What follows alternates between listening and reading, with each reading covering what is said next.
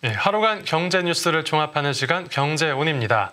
네, 최근 세계적으로 한국산 K 열풍이 불고 있는데 그중 하나가 바로 K 방산입니다. 그런데 이 방산 수출에 걸림돌이 생겼다고 하는데 관련 내용 뉴스 포인트에서 자세히 알아봅니다. 네, 그리고 이어지는 취재 파일에서는 최근 다시 급증하고 있는 우리나라 가계부채 문제에 대해 집중 조명해 보겠습니다. 먼저 홍 기자의 뉴스 포인트로 출발합니다. 지금 자리에 홍경표 기자 나와 있습니다. 어서 오십시오. 안녕하세요. 네. 요 K-팝, K-자동차, K-푸드 이렇게 다양한 분야에서 우리나라 상품들이 세계적으로 인기입니다. 특히 요새 많이 언급되는 게 K-방산인데 이 새 수출 고객으로 떠오른 국가가 있다고 하는데 어디입니까? 네, 맞습니다. 그러니까 우크라이나와 네네. 러시아 전쟁 이후에 우리나라 K-방산의 우수성이 세계적으로 알려졌죠. 네. 특히 폴란드, 네. K-방산의 주요 고객으로 떠올랐습니다. 네네. 러시아뿐만 아니라 러시아의 최우방국인 벨라루스와도 국경을 접하고 있어서 네네. 나토의 창이라고도 불리기도 하죠. 나토의 창. 네. 그러니까 네. 사실상 창 나토의 끝이죠. 창끝. 나토의 네. 국경을 이제 지키고 있어서 네. 그런 별명이 붙은 것 같은데 네. 그러면 폴란드 입장에서 무기가 좀 많이 필요한 것 같기는 합니다. 네, 맞습니다. 폴란드는 그래서 국방비 지출을 적극적으로 늘리고 있고요. 네네. 거기다가 우크라이나의 적극적인 군사적 지원도 지금 하고 있지 않습니까? 네네. 그래서 이 군사적 공백을 메우기 위해서 이제 가성비가 뛰어난 우리나라 무기를 선택하게 된 겁니다. 가성비라고 하면 지금 우리 무기가 좀 품질도 좋은데 가격까지 싼가 맞습니다. 싸서 그런가 보죠. 네. 그래서 지난해 우리나라의 현대 로템의 K2 전차, 네. 한화 에어로스페이스의 K9 자주포 등 네. 대규모 무기를 1차 계약을 통해서 패키지로 사들였습니다. 패키지면은 할인도 좀 들어갔을 거예요. 네네. 그래서 규모만 17조 원 가량 되고요. 지금은 17조, 네, 1차 계약 물량이 지속적으로 인도가 되는 상황이죠. 네. 폴란드는 1차 계약 이외에 2차 기본 계약도 네. 지난해 체결을 했는데요. 네. 이 2차 계약을 살펴보면 네. 기존보다 성능이 더 개량된 네. K2 이제 전차와 네. K9 자주포를 포함해서 총 30조 원 규모에 달합니다. 30조 원이면 이제 1차 네. 계약하고 비교를 하면 거의 2배 가까이 되네요. 네, 그러네요. 네. 이게 2차 계약은 이게 단순 무기 제공뿐만 아니라 네. 무기 체계 지원, 네. 기술 이전 등의 조건이 들어가서 아. 1차 계약보다 금액이 좀 늘어난 것으로 보이고요. 네네네. 네, 현재 이제 이루어진 2차 계약은 기본 계약이라고 볼 수가 있겠습니다. 기본 계약이면 뭡니까? 이게 방산에서 네네. 기본 계약이라는 건 본 계약 전 단계죠. 네. 사실상의 수주 계약인데 이제 세부 조율 이후에 네네. 본 계약이 이제 체결이 돼야지 비로소 수출이 이제 확정된다.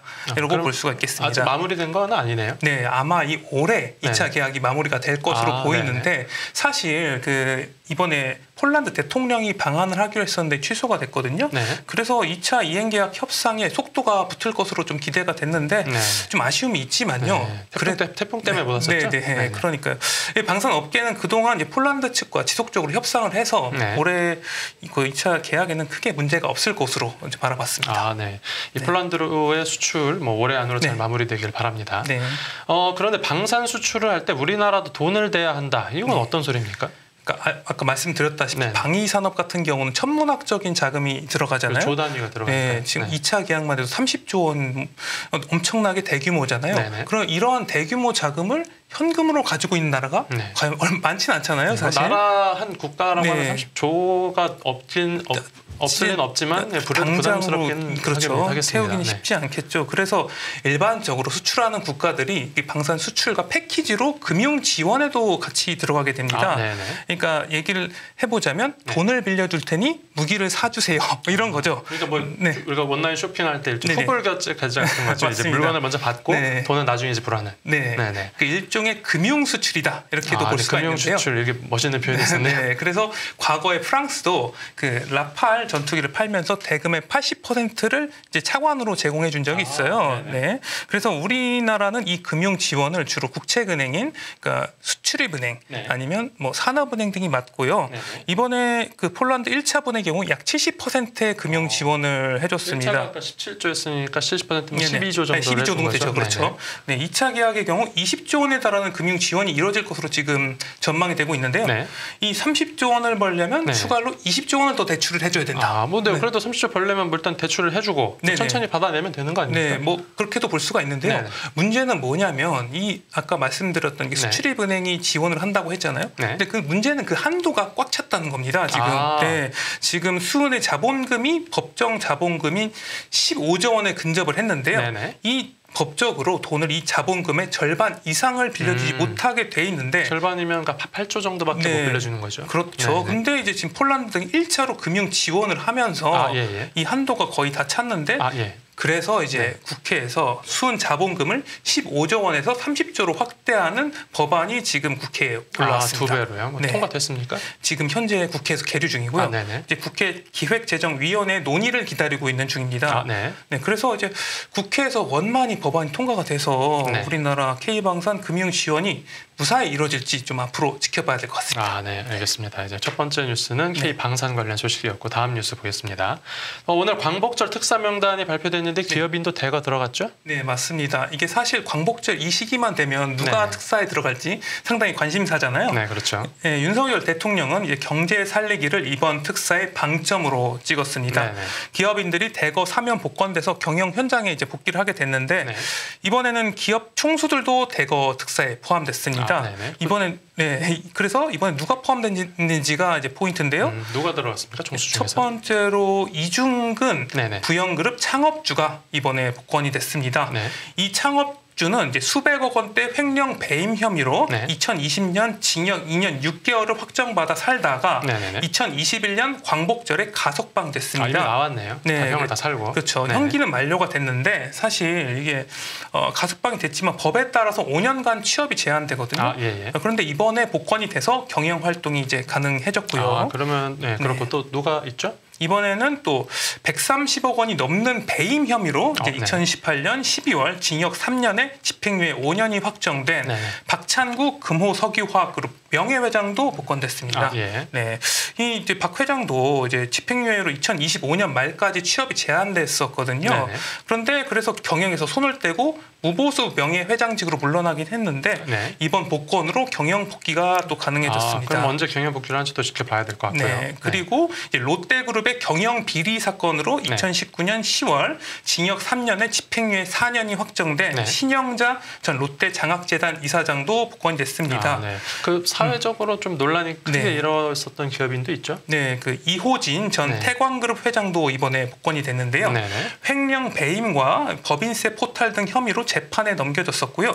이 전 회장 사실 그 전에 황제 보석 논란 속에 2018년 구속이 됐는데 징역 3년을 확정받아서 2021년 10월 만기 출소를 하기는 했습니다.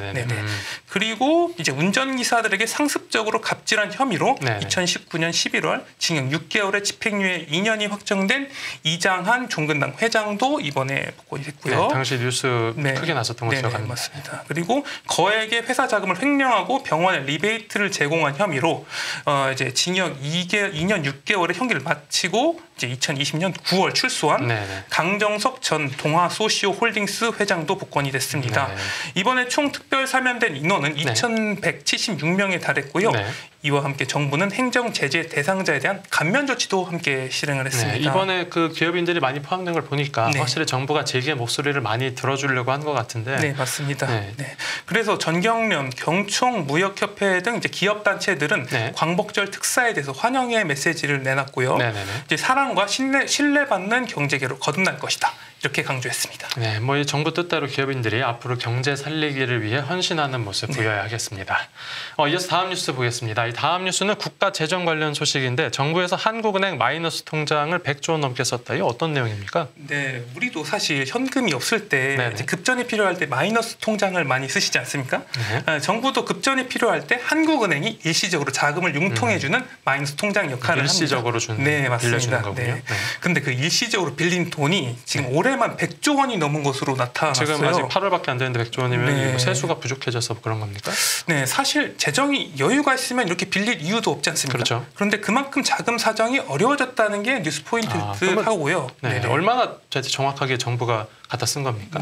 이제 그림을 보시면 구체적으로 정부가 일시적으로 빌린 돈을 살펴보면 올해 7월 말까지 빌린 액수가 약 100조 8천억 원으로 집계가 됐고요. 이게 통계가 전산화된 2010년 이래에 13년 만에 가장 많은 수준이었습니다. 통계 전산화이면 사실상 역대 최대라고 봐도 그렇죠. 맞습니다. 그림을 보시면 정부가 평소에 마통을 크게 쓰고 그러진 않거든요. 이 코로나19 확산 당시에 이제 돈이 필요하니까 급속도로 이제 증가한 이외에 사상 최고를 찍은 것입니다. 그런데 이제 정부가 한국은행에서 이렇게 돈을 빌려다 쓰는 게 법적으로 가능한 겁니까? 네, 이게 한국은행의 맡은 이를 대정부 일시 대출 제도라고 하는데요. 세입 세출이 안 맞을 때 이 마이너스 통장을 주로 활용을 합니다. 법적으로 있는 제도였네요. 네, 맞습니다. 네, 공식적으로 있기는 한데 이게 100조 원 넘게 쓴 거는 좀 많잖아요. 그렇죠. 그만큼 쓸 곳에 비해서 거친 세금이 부족하다는 의미인데 이제 올해 통합 재정 수지도 6월 말 기준으로 55조 4천억 원 적자를 나타냈습니다. 적자가 상당해서 빌린 것 같은데 이렇게 마이너스 통장이라는 게 한 번 만들면은 뭐 이제 쓰면은 그 한 번 만들어서 쓰면은 갚기가 어렵다고들 이제 말들 많이 하지 않습니까? 정부에서 이제 정부는 한국은행에서 빌린 돈을 어떻게 꼬박꼬박 잘 갚고 있습니까? 이 정부가 돈을 못 갚으면 상당히 큰 일이 일어나잖아요. 그렇죠. 그래서 일단 필요한 돈을 썼다가 다시 갚은 걸로 보이는데요. 아까 그림 보시면 이제 7월 잔액은 제로로 되어 있는 것을 보실 수 있을 텐데요. 갚은 거네요. 그러면 갚았으면 문제가 없다 이렇게 생각할 수도 있을 텐데 우리도 이제 마이너스 통장 이자를 냈지 않습니까? 정부도 이자를 냅니다. 이자 얼마나 냈습니까? 문제는 이제 100조 원을 빌렸잖아요. 그렇죠. 그러면은 이제 이자만 1,441억 원을 지급했고요. 이자만 1,000억 원이 넘는. 이게 뭐 단순히 이자만 많이 내면 자금 이용료라고 뭐 내면 된다 이렇게 생각할 수 있는데. 문제가 또 있습니까? 네, 이게 정부가 단기 자금을 빌려서 풀어버리면 이게 물가를 자극할 수 있는 이게 문제가 됩니다. 시중의 유동성이 풀리니까요. 맞습니다. 최근에 이제 물가를 잡기 위해서 정부가 많이 노력을 하고 있는 사실상 역행할 수도 있는 것이죠. 그래서 이제 정부의 계획적인 재정 지출이 필요해 보이는 시점입니다. 물가 관리 걸림돌이 될 수 있다는 지적까지 들어봤고 끝으로 뉴스 하나 더 보겠습니다. 이 대규모 관광 적자가 해소될 것이라는 전망이 나오는데 어떤 이유 때문입니까? 네, 최근에 그 중국이 자국민의 우리나라 단체 관광을 허용한다는 뉴스가 나왔어요. 이게 개별 관광은 됐었는데 단체적으로 올 수 있다는 것이죠. 단체 관광이 안 풀렸었거든요. 이제 큰 손인 중국인들이 들어오면은 침체됐던 우리나라 관광 산업이 개선될지 좀 주목을 해봐야 될 것 같고요. 우리나라 관광 적자가 어느 정도나 됩니까? 관광 수지 같은 경우는 2001년부터 지난해까지 22년 연속 적자가 지속됐고 올해도 23년째 적자를 이어갈 것으로 23년째 적자면은 생각 이상으로 너무 긴데 이렇게 오랫동안 적자가 나오고 있는 이유가 뭡니까? 사실 우리나라 사람들이 해외여행을 상당히 좋아하잖아요. 그렇죠. 우리나라가 전 세계에서 제일 많이 나간다 뭐 이런 이야기도 있었는데 이 구조 자체가 적자가 날 수밖에는 없는 구조인데 사실 중국인이 와줘서 그나마 적자가 줄어든 것입니다. 그런데 코로나19 이후 중국이 해외 단체 관광을 막아버렸잖아요. 그러니까 우리나라 해외 여행자는 늘고 중국 사람들이 우리나라에는 오지 않으니까 적자가 커지는 모양새였거든요. 어쩐지 요새 명동 쪽에 가봐도 관광객 수가 그렇게 예전만큼 안 되더라고요. 그림을 보시면 2019년만 해도 중국인 관광객이 상당했습니다. 그런데 올해는 유럽과 미국, 아시아 쪽은 회복되는 모습이었는데 중국은 아직도 좀 들어오기 좀 적게 들어오고 있는 상황이고요. 금방 회복되겠죠?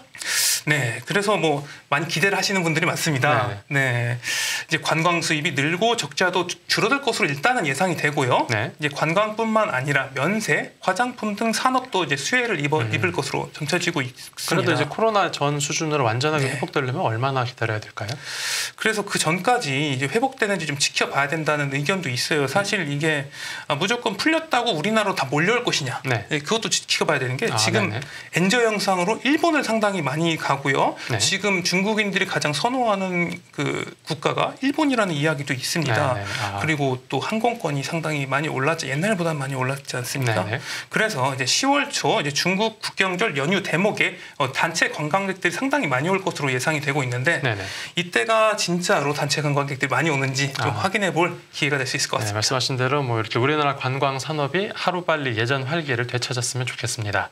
오늘 뉴스 포인트는 여기까지 듣죠. 잘 들었습니다. 감사합니다.